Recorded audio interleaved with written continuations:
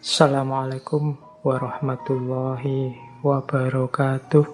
Baik, nah di awal bab ukhuwah, jadi Syekh Badi'uzzaman Said Nursi ini agak panjang menjelaskan tentang hakikatnya permusuhan. Mengapa sih kita jangan bermusuhan? Yang pertama apa? Permusuhan itu kezaliman dilihat dari sudut pandang hakikat. Jadi kenapa? Yang pertama, hakikatnya umat Islam itu kan seperti bangunan. Jadi umat Islam itu kalbunyan yang yasudu ba'duhum ba'do. Jadi kalau kita memusuhi sesama muslim, itu seperti kita sedang meruntuhkan bangunan.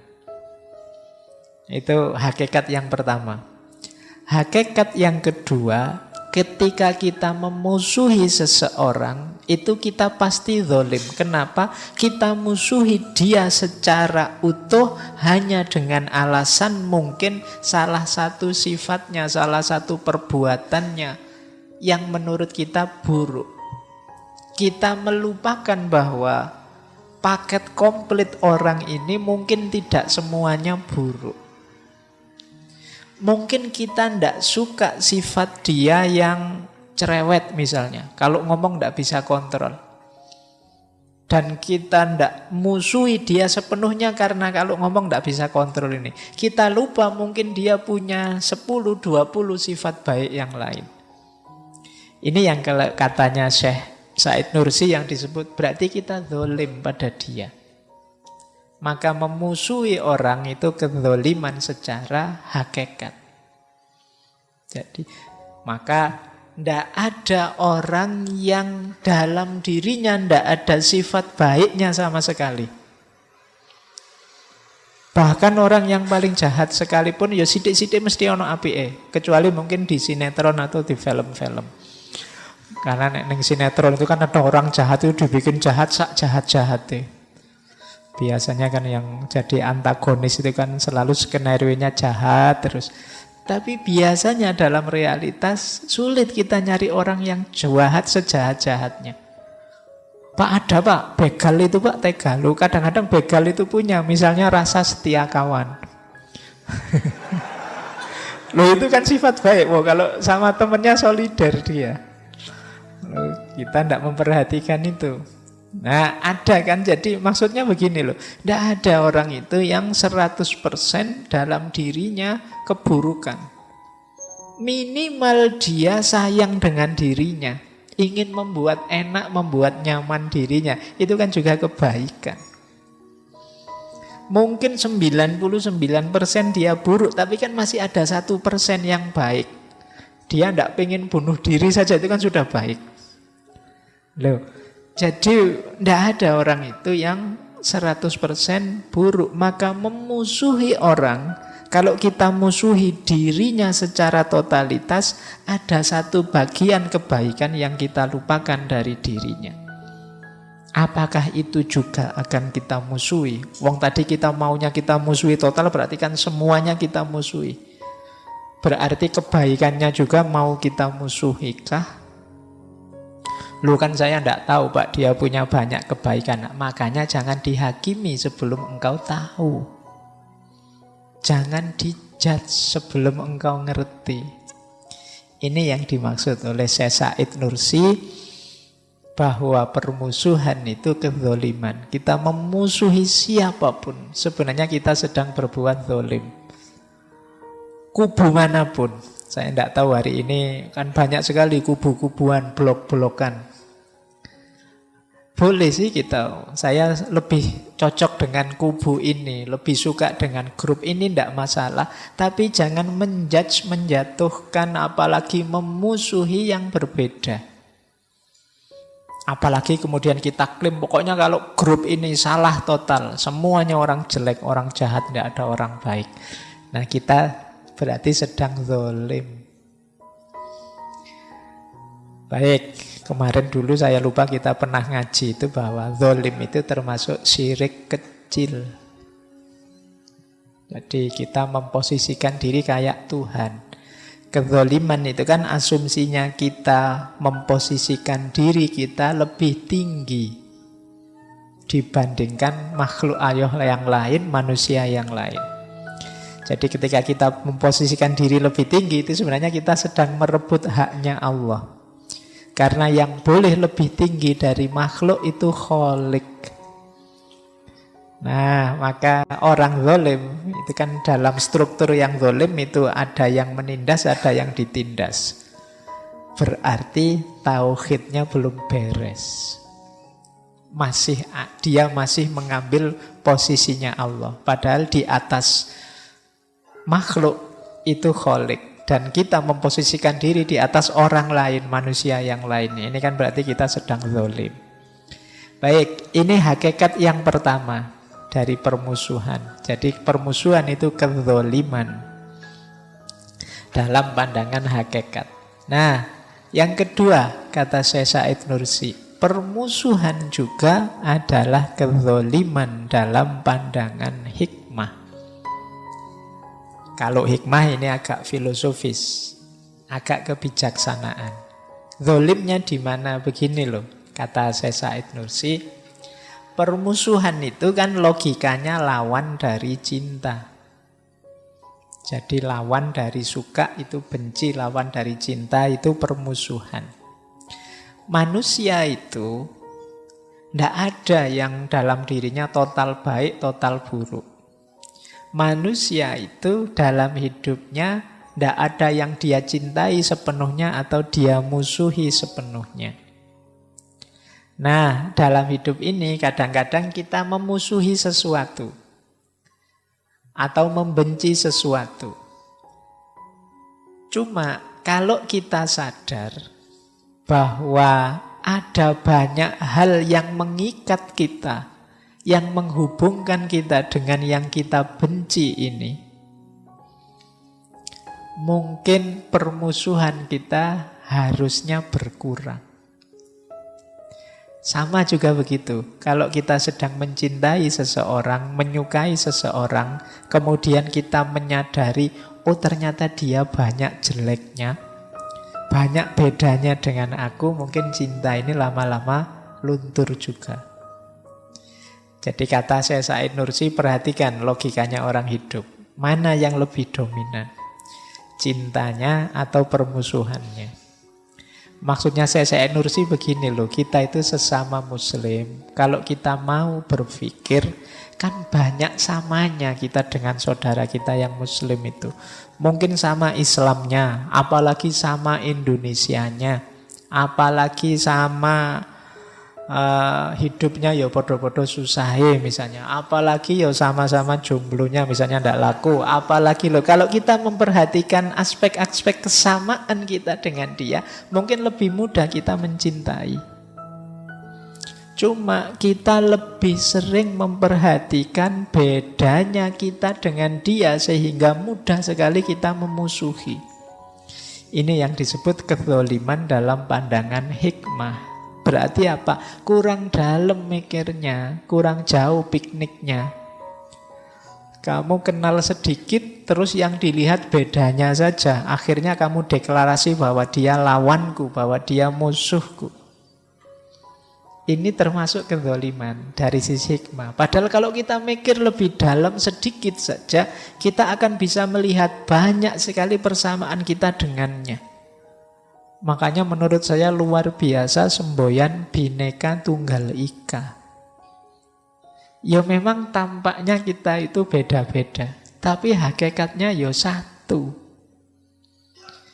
Apapun itu, kita ini sama-sama disebut manusia, kan ya juga sama. Tapi karena kita terlalu jelimeti wajahnya misalnya, itu beda loh Pak. Makanya ada yang ganteng, ada yang jelek, ada yang... Itu kan terus kita mengklaimnya terus beda-beda. Padahal yo kalau orang tidak ngerti manusia, lihat manusia itu mungkin sama semua. Dianggapnya podo. Kayak kita lihat kucing itu mungkin, wah ini kucing ya wajahnya sama semua. Tidak ada kucing yang lebih cakep, tidak ada kucing. Bagi saya kucing ya gitu semua. Tapi mungkin bangsa kucing ngerti, ini agak cakep, itu agak jelek. Dia lebih ngerti perbedaan. kita yang melihat dari luar lebih nganggap sama saja lah, secakep-cakepnya kucing ya gitu juga. Nah mungkin yang nggak ngerti makhluk yang jenisnya manusia ini mungkin bayangannya ya alah secakep-cakepnya manusia ya paling begitu, ya hidungnya begitu, matanya begitu. Misalnya antara kita dengan sapa wis idolamu, artis-artis Korea yang mulus-mulus itu, yang semuanya cantik itu. Iya kan, bagi saya kalau nonton drama Korea itu ndak ada yang ganteng, cantik semua. Jadi, loh, itu kan kalau dibanding kamu menurut saya kan ya sama saja kan? Ya sama punya rambutnya, hidungnya, giginya. Ya mungkin bedanya sana terawat, kamu tidak. Cuma di situ agak bedanya, tapi sama saja. Ini maksudnya begitu kita lihat persamaannya, kita lebih luas hati kita. Oh iya ya kita sama saja, sama saudara. Tapi begitu kita lihat bedanya, jangankan beda bangsa, bahkan mungkin satu kelompok, satu ruangan, satu saudara, bahkan saudara kembar sekalipun, kalau dicari-cari bedanya, ya ketemu saja. Nah, kita selama ini kurang bijaksana, tidak arif, makanya tidak hikmah. Kita mudah sekali memusuhi orang karena melihat perbedaan-perbedaannya saja. Jadi, karena berbeda, maka aku bukan kamu. Karena aku bukan kamu, berarti kamu bukan temanku. Karena bukan teman, bukan kawan, berarti musuhku. Karena musuhku harus aku lawan, aku harus lebih unggul, kamu harus aku jatuhkan. Nah ini logika ini yang sering kita pakai. Ini yang disebut kita zalim secara hikmah. Jadi kita tidak mikir panjang, kita tidak arif menyikapi situasi kebersamaan kita ini. Jadi padahal kita itu ya sama saja. Kalau mau dilihat persamaannya, persamaan kita banyak.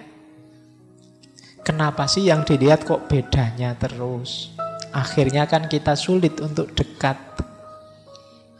Jadi kalau kamu nyari alasan dengan seseorang untuk bisa dekat itu banyak, tapi kita lebih sering mencari alasan untuk jauh. Kita cari perbedaannya.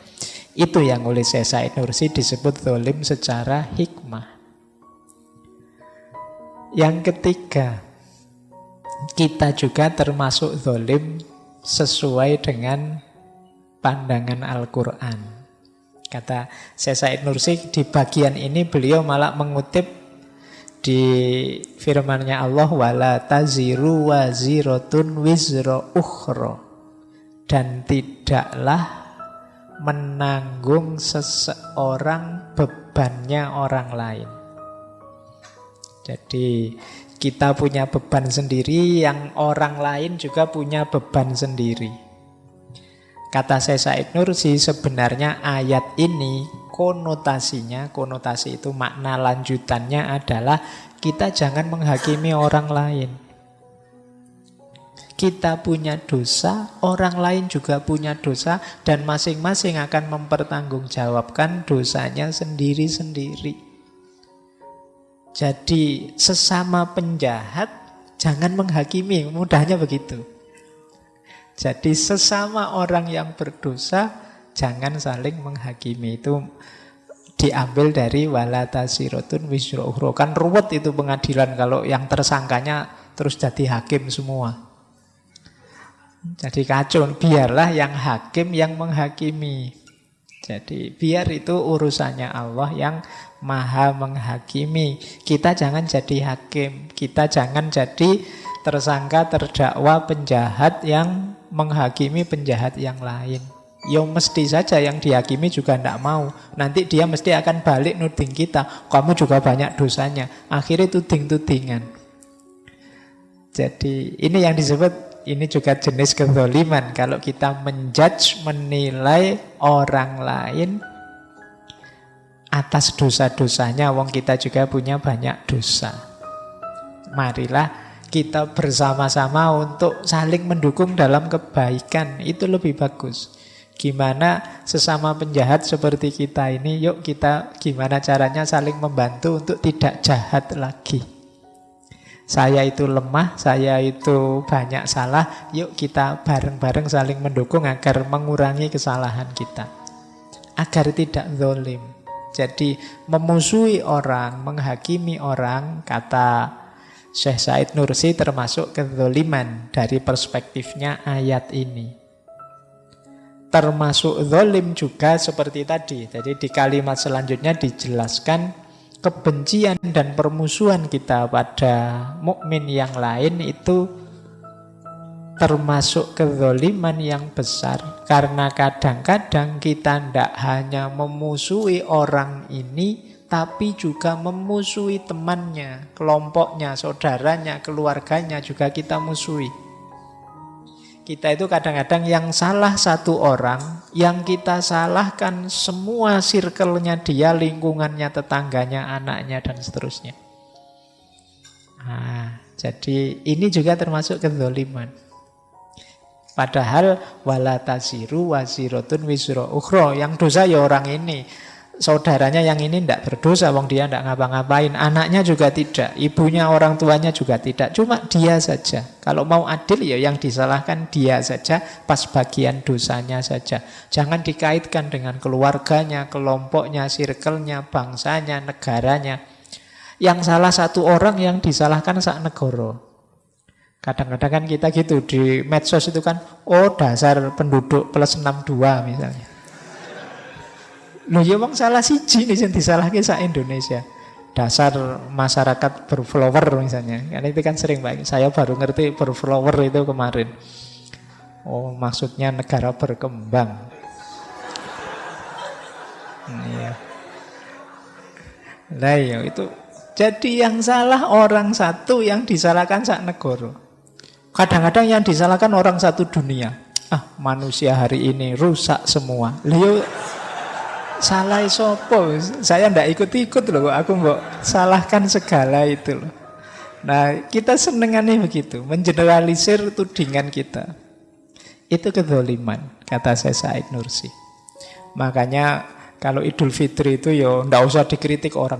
Loh kamu kok minta maaf padaku, emang salahmu apa? Kan kita sering begitu. Yang kita juga sering berdosa menyalahkan orang sedunia kok. Kita sering berdosa menyalahkan orang se-Indonesia kok. Mungkin ya tidak langsung, tapi kan secara tidak langsung kita juga sering punya salah pada orang lain. Oh dasar orang Indonesia memang begitu semua. Loh itu kamu harus Idul Fitrian sama orang se-Indonesia harusnya. Wong kamu salahkan semua mereka. Nah, yuk kita mulai sekarang latihan yang adil. Jadi ini cara pandang untuk mengakhiri permusuhan. Bahkan orang yang memusuhi itu zalim secara hidup pribadi. Jadi orang yang dengki pada orang lain, memusuhi orang lain, itu sebenarnya merusak dirinya sendiri. Nanti ada penjelasan lebih panjang tentang kedengkian ini. Tapi ketika engkau memusuhi orang lain, sebenarnya engkau zalim pada dirimu, selain menzalimi saudaramu. Kenapa? Nah, nanti kita lihat ya, yang tentang dengki ini. Bagaimana dengki itu sebenarnya lebih merusak dirimu daripada orang yang kamu dengki. Mungkin kita stres tiap hari mikir gimana caranya musuhku ini jatuh. Oh itu kan kamu sendiri yang stres karepe dhewe. Mungkin musuhmu ndak mikir ke sana, dia ketawa-ketawa saja, hidupnya nyaman saja. Engkau yang ndak nyaman. Nah, makanya disebut zalim pada diri pribadi. Baik, jadi ini tadi hakikat-hakikat permusuhan. Jadi dia zalim pada pribadi, zalim sesuai pandangan Al-Quran, zalim sesuai hikmah, dan zalim sesuai hakikat. Oke, untuk malam hari ini saya cukupkan sekian dulu. Mohon maaf kalau ada yang kurang berkenan, mungkin 1-2 kekurangan apa, mohon dimaklumi. Kalau ada kekhilafan, kealpaan yang teman-teman ngerti benernya seperti apa, ya silahkan disampaikan. Kurang lebihnya mohon maaf. Wallahul muwaffiq, wallahu a'lam bissawab. Wassalamualaikum warahmatullahi wabarakatuh.